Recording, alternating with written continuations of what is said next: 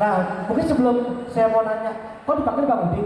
Kita mau tahu nama aslinya kan? Tapi saya dapat informasi bahwa beliau adalah wakil ketua dan sekjen ya dari ASA Tangerang Raya. Betul Bang Udin? Ya, betul. Waduh, dan juga salah satu support acara ini ya, supporting acara ini. Wow, salah satu inilah ibaratnya apa namanya? Ya begitu. Donatur. Kalau donatur mungkin ya salah satunya itu. Iya, itu ya. Iya nggak ada temen iya. Nah ya, Bang Udin, nama panjangnya siapa? Saya mau kenalan dulu dong. Coba perkenalkan singkat tentang Bang Udin. Selamat sore ya buat semua ya. Nah, mungkin ada yang kenal atau yang mungkin ada yang belum kenal nama saya ya. Nama saya Sepudin. Kenapa saya juluki toko saya atau owner di Udin Aglonema, saya ambil nama belakang. Nah, umur saya sekarang kurang lebihnya 29 tahun. 29 tahun. Belum 30? Belum, baru mau besok kayaknya. Belum 30 udah sukses. Oke. Kayaknya ini mulai menarik buat dikulik ya. Terus umur dia 30 ya. Sudah menikah? Alhamdulillah sudah. Oke, berarti di umur 29 sekarang. Mulai terjun di aglonema di umur berapa? Mungkin saya akan sedikit menjelaskan ya ke bapak-bapak ibu. Mungkin dari pertama saya akan mengenalkan ya kenapa saya sih terjun atau tergiur dengan aglonema. Jujur saya awalnya juga nggak, ya dibilang nggak punya apa-apa. Memang iya, dulu saya kerja itu proyek itu restoran itu pokoknya dari gaji 1 juta sampai 1,5 juta itu buat kebutuhan saya sendiri itu nggak mencukupi. Tapi alhamdulillah saudara saya, mungkin ada yang kenal di story Usro Nurseri, itu alhamdulillah itu abang saya. Nah itu saya belajar. Nah Mas Usro itu nggak pernah ngajarin saya. Dia berharap saya harus bisa sendiri, saya harus bisa mandiri sendiri. Nah 2016 saya mengenal aglonema itu, saya cuma hanya moto. Itu saya berandalkan. Masih mengandalkan. Ya. Kalau berandalkan beda tuh artinya Bu ya. Iya. Hanya mengandalkan HP. Cuma HP itu saya cuma posting. Itu saya posting sampai 3 bulan itu nggak ada laku sama sekali. Belum. Penanam belum ya? Ya, baru penanam. menggunakan handphone doang. Ya, terus akhirnya saya terus belajar memoto nyari pasar di waktu 6 bulan itu baru saya merasakan menjual. Itu pun untungnya 15.000 rupiah, itu untung 1 pohon. Mas, Ya, saya potong dulu. Itu tanaman siapa yang dijual? itu tanaman abang saya. Dulu saya cuma moto. Belum tanam sendiri ya? Belum tanam sendiri. Oke, terus silakan Mas. Nah, dengan itu saya terus berjalan. Itu saya kerja Pak. Itu saya kerja, malamnya itu saya posting. Nah, berjalannya waktu sampai 2019 itu saya udah mulai punya pasar banyak. Kemudian saya belajar ngumpulin itu Pak. Jujur saya tanpa modal, tanpa apa-apa. Saya modal dari mana? Jujur bapak saya itu petani cangkul itu Pak. Boro-boro mau modal aglonema yang modalnya ratusan juta. Oke. Tapi dengan pengalaman saya, dengan kegigihan saya ingin jadi orang sukses, saya terus mencoba gimana caranya sih. Nah, itu dari uang 15.000, 10.000 itu saya tabung, kumpulin. Keuntungan tadi ya? Betul, dan kita belanjakan pohon kembali itu kita potong dengan mungkin dari bapak-bapak tadi ya, cara potong, cara propagasi ya, dinamain perbanyak itu. Saya lakuin itu dari awal Bu. Potong, kemudian atasnya saya jual. Nah ini bawahnya itu kita simpen.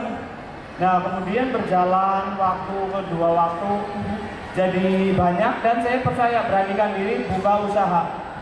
Mulai menanam Nah, kan? saya berjuang itu, saya dulu ditemenin ada karyawan saya baru satu itu, saya langsung spekulasi walaupun saya belum bisa menggaji orang, tapi saya sudah spekulasi ada orang yang membantu saya gitu. Karena apa? Saya berharap saya ingin bisa kok. Nah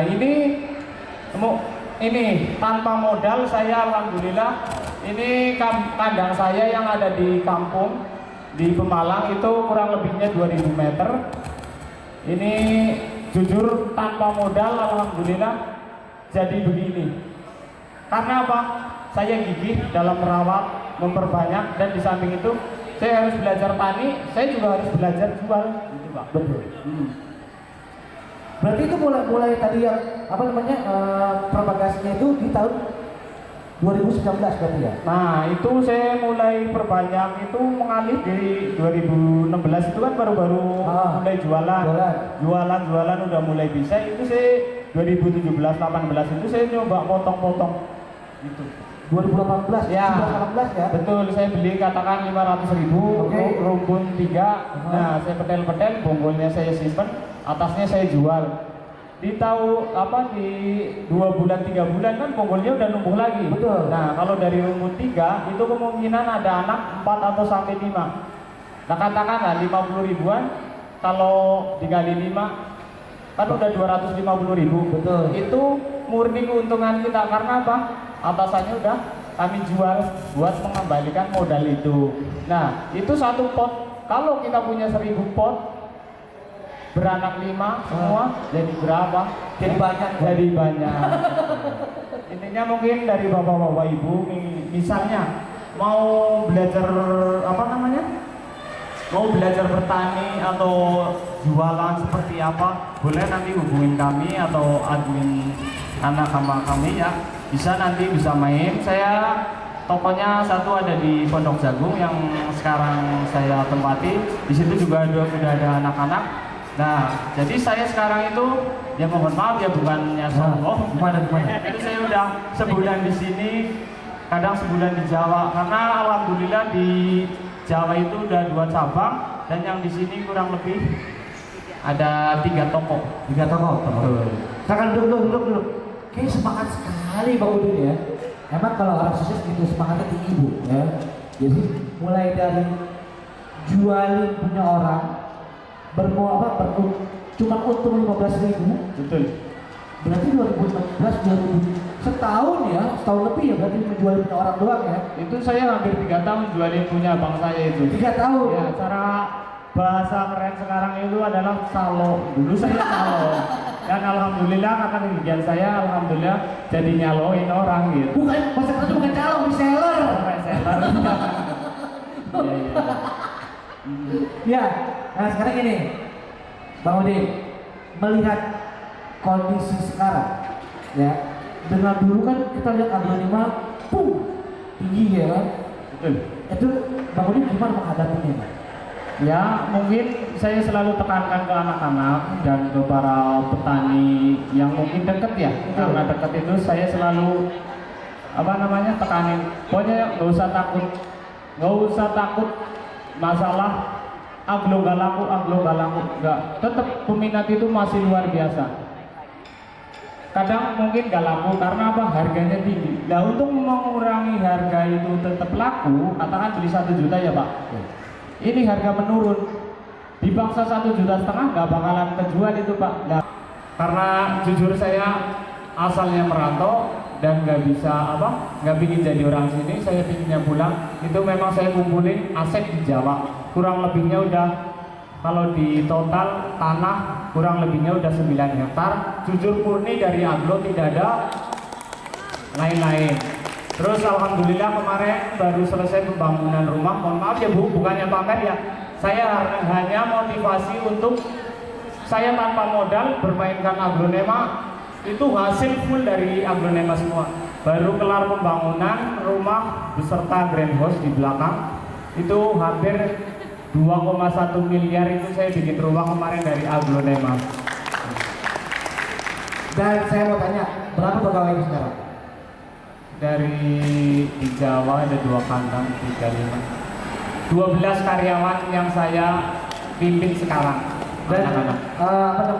pedagang-pedagang di bawah maksudnya Nah, itu karyawan yang bekerja ya. Kalau untuk reseller kurang lebih, ya mungkin pas kemarin tenar aglonema kan banyak banget ya. Itu di angka 50 lebih lah. Tapi sekarang menyusut karena aglonema terus banyak yang mulai kerja lagi apa, kurang lebihnya di angka 15-20 lah.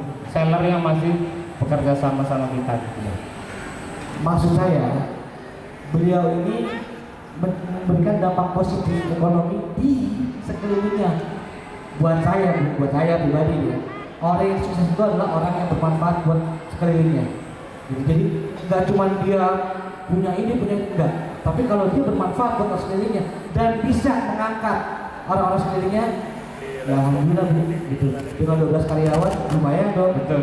Ya. Terus dari ini kenapa saya prioritaskan di Jawa? Nah, Kalau saya mikirin kesuksesan saya sendiri ya Bu, Bapak, mungkin saya cukuplah hidup, katakan buat saya anak istri gitu kan cukup. Kenapa saya memilih di kampung, di Jawa? Karena kita kan di kampung ya, berasal dari kampung. Kenapa usaha ini saya bawa di kampung? Kurang lebihnya, ini yang kandang yang satu itu kurang lebihnya 2000 meter. Itu saya gimana caranya membangun tingkat ekonomi di daerah saya di Jawa, itu kurang lebihnya udah hampir 100 orang yang belajar aglonema saya, dan saya namain itu kelompok tani aglonema Tambi. Itu daerah saya namanya Tambi. Itu udah alhamdulillah Pak Ajis Gagap, terus Bu mantan Menteri Kesehatan Bu Siti Fadila juga alhamdulillah udah sampai ke tempat saya Bu, di pelosok Jawa ujung lah pinggiran. Tapi alhamdulillah itu hanya aglonema, tapi hanya daun ya Pak. Tapi saya dikenalkan dengan orang-orang besar gitu Pak. boleh dong tepuk tangannya dong. Sekarang Bang Udin membangun atau mengangkat daerahnya. Kenapa ibu-ibu bapak nggak bisa mengangkat daerahnya? Ya kan? Wali dari Depok. Wah, Wali dari Depok. Siapa? Ya. Mau nanya ke Bang Udin nih Bang. Ya Pak. Kan kita tahu aglonema itu kan variatif ya, dari mulai yang kalau bisa dibilang harganya murah sampai yang mahal gitu ya. Betul. Bang Udin dalam memperlakukan aglonema antara yang murah atau yang biasa dengan yang koleksian atau yang mahal itu sama, atau ada yang mahal mah dispesialin deh, kalau yang ini mah udahlah di pojokan aja biarin gak usah disiram kayak gitu misalnya. Treatment khusus maksudnya ya? Ya. Siapa? Terima kasih Pak. Siapa Pak? Wali. Pak Wali. Khususnya apa? Nah, untuk prinsip saya itu kan sama aja makhluk hidup ya Pak. Nah, makhluk hidup itu walaupun harganya 5.000 sampai dengan yang 50 juta, tetap saya sama ratakan. Dari segi penyiraman, dari segi perawatan segala macam itu tetap saya utamakan. Tetap saya sama. Ada masalah, ada pikiran, beban pikiran, itu alangkah baiknya jangan memotong pohon. Jujur saya udah mengalami beberapa kendala itu. Di saat saya emosi atau saya marah dengan siapa, itu saya potong aglo itu gak ada hidup.